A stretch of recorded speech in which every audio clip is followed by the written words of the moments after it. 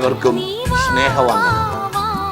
ഭൂമിയിൽ വളരെ ഭക്തനായി ജീവിച്ച ഒരു മനുഷ്യൻ മരിച്ച് പരലോകത്തെത്തി. പ്രധാന ദൂതൻ അയാളെ സന്തോഷത്തോടെ സ്വീകരിച്ച് സ്വർഗവും നഗരവും കാണിക്കാൻ അവസരം കൊടുത്തു. ഇത് രണ്ടും കണ്ടിട്ട് താങ്കൾക്ക് ഇഷ്ടമുള്ളത് തിരഞ്ഞെടുക്കാം എന്ന് അദ്ദേഹത്തോട് പറയുകയും ചെയ്തു. ഒരാഴ്ച മുഴുവൻ ഭൂമിയിൽ കാത്തിരുന്ന സ്വർഗത്തെ കാണാനുള്ള അവസരം ലഭിച്ച അയാൾ സന്തോഷത്തോടെ സ്വർഗത്തിലേക്ക് പ്രവേശിച്ചു. വേദപുസ്തകത്തിലൂടെ അറിഞ്ഞ ആ സ്വർഗം എത്ര മനോഹരമാണ്. എന്നാൽ അകത്ത് കയറി അദ്ദേഹം കാണുന്നത് ചിലർ മുട്ടിന്മേൽ നിന്ന് പ്രാർത്ഥിക്കുന്നതാണ്. മറ്റു ചിലർ സ്വയം മറന്ന സ്തുതിയും സ്തോത്രവും ഹല്ലേലൂയ മുഴക്കി ആരാധിക്കുന്നതാണ്. ഇതല്ലാതെ മറ്റൊന്നും അദ്ദേഹത്തിന് അവിടെ കാണാനായിട്ട് കഴിഞ്ഞില്ല.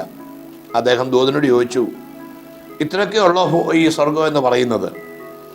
ഞാൻ ഇതൊന്നും അല്ലല്ലോ ഭൂമിയിൽ വെച്ച് കേട്ടത്, വായിച്ചത്, അറിഞ്ഞത്.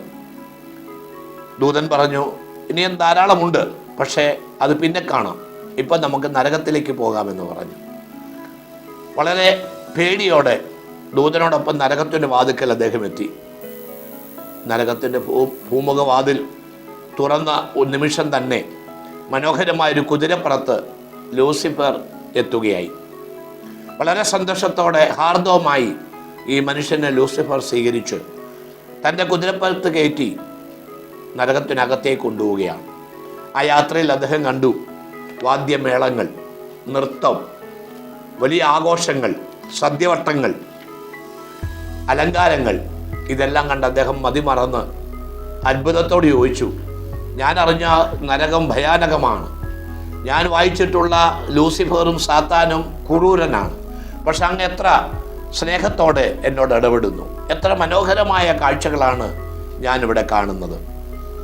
അപ്പോൾ ലൂസിഫർ പറഞ്ഞു, താങ്കൾ ഇവിടേക്ക് വരുമെന്ന് ഞങ്ങൾക്കറിയാമായിരുന്നു. താങ്കളെ സ്വീകരിപ്പാനാണ് ഞങ്ങൾ ഇതെല്ലാം ഒരുക്കി വച്ചിരിക്കുന്നത്. ഇതെല്ലാം കണ്ടിട്ട് ലൂസിഫർ അദ്ദേഹത്തോട് ചോദിച്ചു, താങ്കൾക്ക് നരകത്തിൽ തുടരണമോ അതോ സ്വർഗത്തിൽ പോകണമോ? അദ്ദേഹം ചിന്തിച്ചു, ഭൂമിയിൽ വെച്ച് നരകത്തെ പേടിച്ച് ഞാൻ ഒരു സന്തോഷത്തിലും പങ്കുചേർന്നിരുന്നില്ല. പക്ഷേ ഇവിടെ ഇതാ എനിക്ക് വേണ്ടി എല്ലാം തയ്യാർ ചെയ്തിരിക്കുകയാണ്. അതുകൊണ്ട് സ്വർഗത്തിൽ പോകുന്നതിനേക്കാൾ ഈ വാദ്യമേളങ്ങൾക്കും അലങ്കാരങ്ങൾക്കും ഈ സദ്യവട്ടങ്ങൾക്കും എല്ലാം കൂടെ ചേർന്ന് ആഘോഷിക്കുവാൻ, സന്തോഷിക്കുവാൻ അദ്ദേഹം തീരുമാനിച്ചു. ലൂസിഫറിനോട് പറഞ്ഞു, ഞാൻ നരകത്തിൽ തുടരുവാനാണ് താല്പര്യപ്പെടുന്നത്. എന്നിട്ട് ലൂസിഫർ അദ്ദേഹത്തെ ഒരു പ്രത്യേക സ്ഥലത്തേക്ക് കൂട്ടിക്കൊണ്ടു പോവുകയാണ്. അദ്ദേഹം ആ നരകത്തിൻ്റെ ഉള്ളിലേക്ക് പ്രവേശിക്കും തോറും വലിയ ആർത്തനാദങ്ങൾ കേൾക്കാം. മനുഷ്യൻ കിടന്നു നിലവിളിക്കുന്ന കാഴ്ച, ശബ്ദം. പെട്ടെന്ന് അദ്ദേഹത്തെ ഒരു സെല്ലിലേക്ക് അടച്ചു. അഗ്നി കൊണ്ട് നിറഞ്ഞ ഒരു സെല്ല്. ആ സെല്ലിൽ വീണ് അദ്ദേഹം പൊളയുവാൻ തുടങ്ങി.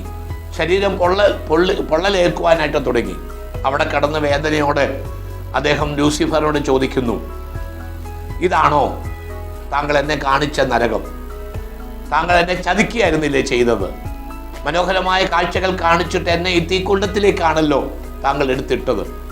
ഇപ്പോൾ ലൂസിഫർ പറഞ്ഞ ഒരു മറുപടി ഉണ്ട്, എൻ്റെ ജോലി ഇതാണ്, മനുഷ്യനെ ചതിക്കുക എന്നുള്ളതാണ് എൻ്റെ ജോലി എന്ന് പറഞ്ഞ് ആ ലൂസിഫർ മടങ്ങിപ്പോയി. ഈ മനുഷ്യൻ നിത്യ നരകത്തിൽ കടന്ന് അഗ്നിക്ക് ഇരയായി വേദനിക്കുവാൻ ഇടയായി തീർന്നു. വേദപുസ്തകം എഫേസ്യ ലേഖനം 6-ാം അധ്യായത്തിൻ്റെ 11-ാം വാക്യത്തിൽ ഇപ്രകാരം പറയുന്നു, പിശാചിൻ്റെ തന്ത്രങ്ങളോട് എതിർത്ത് നിൽപ്പാൻ കഴിയേണ്ടതിന് ദൈവത്തിൻ്റെ സർവായുധവർഗം ധരിച്ചുകൊള്ളുവിൻ. പിശാച് തന്ത്രങ്ങളുടെ ആശാന. തിന്മകളെ നന്മകളുടെ ലേബൽ കൊണ്ട് പൊതിഞ്ഞ് നമ്മുടെ കണ്ണിനത് ഇമ്പകരമാക്കി നമ്മെ ആകർഷിച്ച് നരകത്തിൻ്റെ നിത്യാഗ്നിയിലേക്ക് എത്തിക്കുന്ന പരിപാടിയാണ് പിശാചിൻ്റേത്. എന്നാൽ ദൈവത്തെ പിൻപറ്റുന്ന ഒരാൾക്ക് ഒരിക്കലും ചതി പറ്റുന്നില്ല, ഒരിക്കലും തന്ത്രങ്ങളിൽ അടിമപ്പെടേണ്ടി വരുന്നില്ല. ക്രിസ്തുവോടൊത്തുള്ള നിത്യജീവിതമാണ് സ്വർഗത്തിൽ ദൈവം നമുക്ക് ദാനം ചെയ്യുന്നത്. അവിടെ നമ്മുടെ കാഴ്ച ഒരുപക്ഷെ നരകത്തിൽ കണ്ട പോലെയുള്ളതൊന്നും ആയിരിക്കണമെന്നില്ല. അലങ്കാരങ്ങളോ സദ്യവട്ടങ്ങളോ ആഘോഷങ്ങളോ ഒന്നും അവിടെ ഉണ്ടായിരിക്കണമെന്നില്ല.